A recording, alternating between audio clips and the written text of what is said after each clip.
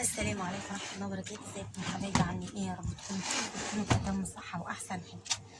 يلا كده اسمعوا لله وصلوا على حبيبي المصطفى. اللهم صل وسلم وبارك عليك يا حبيبي يا رسول الله.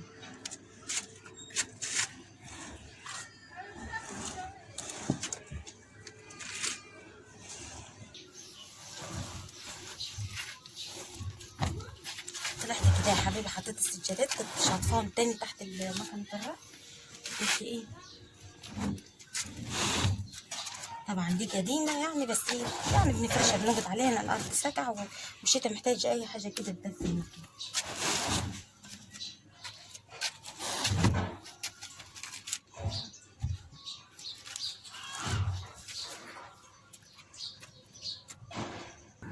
الشمس طالعة حلوة النهاردة وجميلة كده، ويومنا عسل زي الفل، وربنا يجعل أيامكم كلها خير يا رب.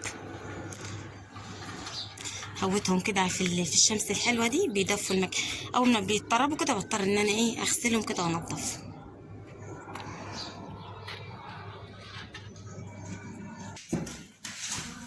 السكر يا حبايبي كنت جلعاها كده وغسلتها ونضفتها. أعملها بقى إيه، أركبها.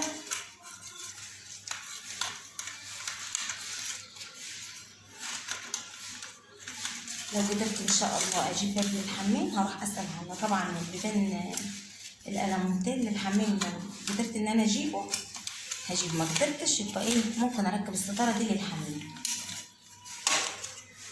انا طبعا عايشه لوحدي، ما فيش معايا حد يعني بصراحه، يعني ولا حمايه ولا حمام ولا حد بيدخل علينا مختصره، فهو طبعا باب للحمام ستره طبعا. بس ان ما قدرتش ان انا اجيب باب فايه اضطر اركب الستاره دي، وبجيب ستاره طويله لمدخل البيت.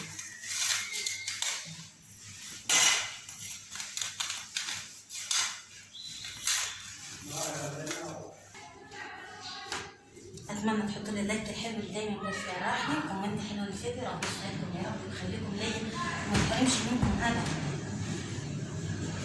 طبعا بنقول كده على ترتيب بيتنا وننظف بيتنا ونخليها ايه زي الفل.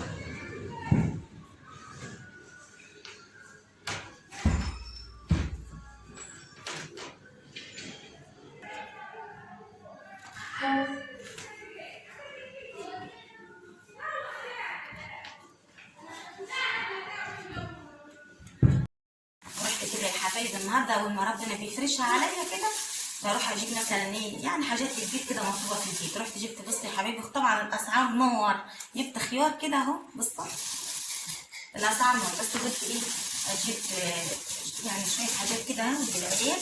جبت طماطم برضه اهو يا حبايبي، بص اهو، هي الاسعار برضه يعني مش رخيصه، الحاجه مش رخيصه.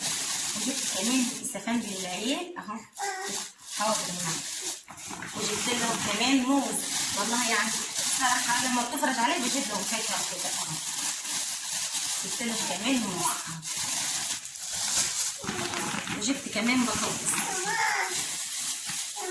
هي الاسعار لو نزلت شويه الناس هتعرف تاكل، العيله تعرف تجيب كل حاجه ليه. والخيار طبعا يعني جميل، فانا بصراحه مش بجيبه يعني، لما بتفرش كده بجيب اللي لازم. الحمد لله طبعا يا حبايبي على كل حال، ربنا يديمها علينا نعمه يا رب.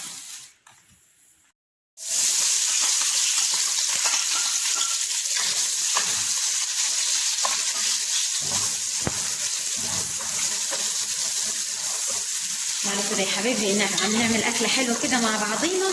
رحت جبت طبعا ايه، جبت لحمه كده، جبت لحمه وقلت اعمل عليها بسله ورز للعيد. ضربت الطماطم وجهزتها كده، وقلت اعمل طبق سلطه برضه جنب حشت كام طماطميه من الطماطم. احلى اكل البسله. وجبت كيلو الا ربع بسله يا حبايبي اهو، بص البسله احلى خضار واحلى اكل في الشتاء اكل البسله.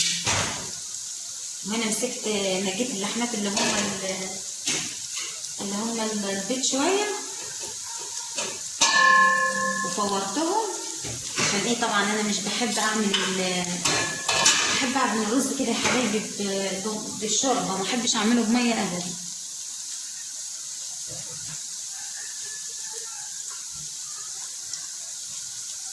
طبعا شكرا على الكومنتات الحلوه اللي كتبتها لي في الفيديو اللي عدى. ربي يسعدكم يا رب ويخليكم ليا ويجبر بخاطرتي كده زي ما بتجبروا بخاطري. تعليقاتكم الحلوه ودعواتكم الحلوه اللي دايما بتيسر اموري. وطبعا بالنسبه لترابزين السلم انتوا قلتوا لي يا ام محمد حاضر ان شاء الله هعمله باذن الله. بس طبعا انا بخلي بالي يعني برضه على العيال، يعني حتى لو طلعوا فوق كده بخلي بالي، بس طبعا لازم اعمله عشان خاطر برضه ايه عشان العيال. وطبعا انتوا بشكركم والله على اهتمامكم وتعليقاتكم الحلوه اللي بتقولها لي، وان انتوا بتخافوا على اولادي والله. يا رب يسعدكم يا رب ويخلي لكم اولادكم كده ويرزق كل مشتاق. وطبعا يا حبيبي اول حاجه هعملها ان شاء الله باذن الله هروح اجيب باب المونتال للحمام عشان طبعا ستره وكده. فانا قلت ايه اول حاجه هعملها اجيب باب المونتال وهركبه، اخلي الراجل طبعا ايه يجي يركبوه لنا. بس طبعا قالوا لازم يجي يقيس باب الحمام في الاول وبعدين ايه يعملوها. فانا هروح له ان شاء الله بكره وهخليه يجي يقيس باب الحمام وهركب باب للحمام اول حاجه.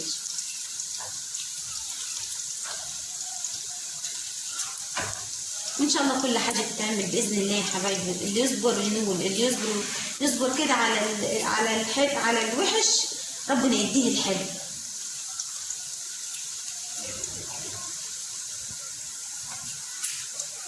والحياه زي ما قلت لكم يوم حلو ويوم وحش وهالماشي، والحمد لله لازم نحمد ربنا على كل حاجه.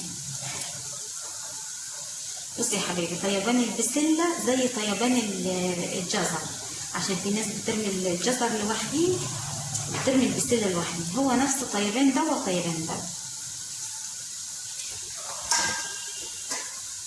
طبعا لسه ما غسلتش البسله، هغسلهم بعد ايه عندما نيجي نعمل. كتري السمنه يا ام محمد حرام عليكي العيال يا ام محمد. ناس كتيره بتقول انت اذى في السمنه. بص لو قللت السمنه في الاكل بحس ان الاكل بايظ، بحس الاكل ملوش طعم. بصوا يعني ممكن لو الدهون كتيره، اهم حاجه ان احنا بنحرق الدهون دي، اهم حاجه ان انت تتحرك، اللي بيتحرك ده فالدهون بتتحرق يعني. ناس كتيره طبعا بتقول يا محمد دهون كتيره خف السمنه، انا عارفه والله.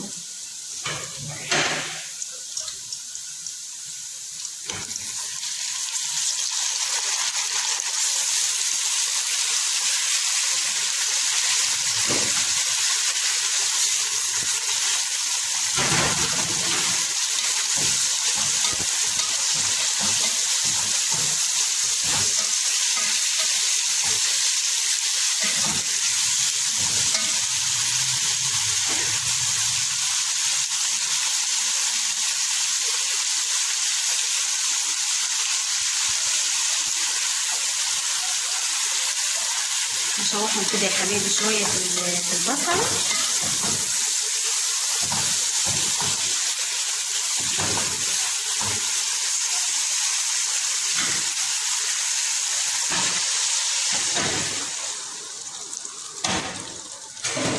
احط عليهم كده حبه شطه يا حبايبي واسيبهم ايه يتسبكوا كده باللحميه. اللحمه بتستوي بتبقى طعمها عسل في الطماطم.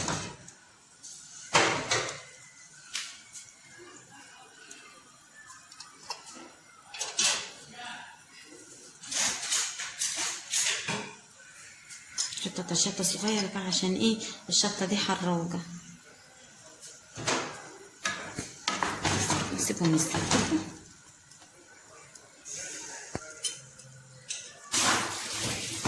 اغسل البسله يا حبايبي وقطعت الجزر عليهم كده ونغسلهم كده عقبال ما اللحمه تستوي بتصل طماطم واعمل ايه طبق السلطه كده وانا جايه.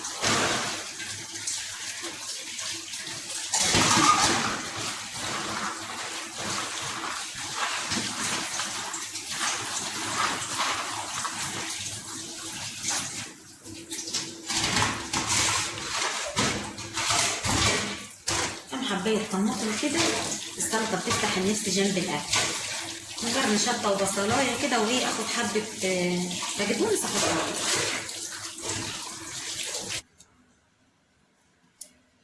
قعدت كده يا حبايبي اعمل طبق السلطه عقبال ما الايه الحله بتاعتنا تستوي نقوم نكمل ايه الاكل.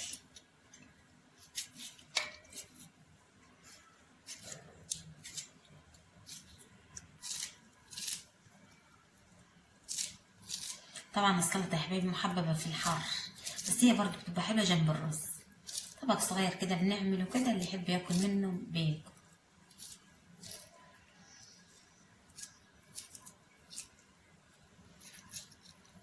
الليمونه دي بتخلي طعم السلطه جميل يا حبايبي. الليمون في كل حاجه بيخلي طعم الحاجه حلو، يعني طعمها حلو.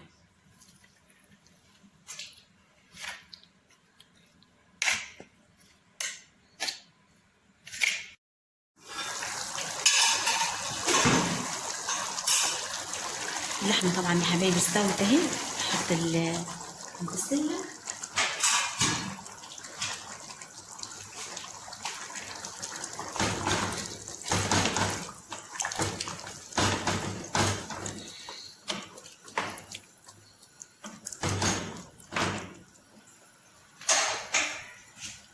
ما رميناش ملح طبعا، والملح كده التوابل يا حبايبي انا عاملاه كده، بحط منه ايه على الاكل.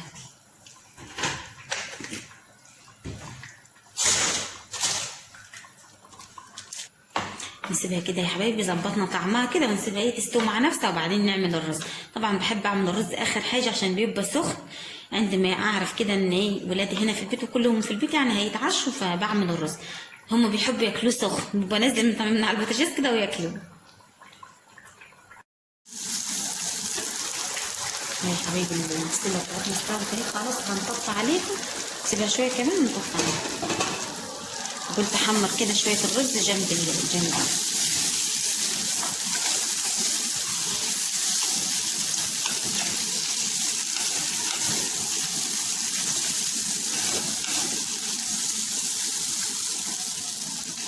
تعالوا يا حبايبي اتعشوا معانا اهو، عملنا عشاء. يلا كل يا ماما. ايه يا ماما، كل يا عمري. يلا كل. رايكم عملنا رز اهو، سلطه ولحمه كده وبسله. يا رب يديمها علينا نعمه يا رب. يلا سميتوا الله، سمي الله. قولوا بسم الله الرحمن الرحيم. بسم الله الرحمن الرحيم. يلا كل. اتمنى الفيديو البسيط ده يعجبكم. ماما. ايه يا ماما. كلي يلا كلي. يلا بقى قول لهم ما تنسوناش في اللايك. ما تنساش في اللايك عشان بيرفع الفيديو. عشان بيرفع الفيديو. يلا نشوفكم على خير. قولوا مع الف سلامه. مع الف سلامة.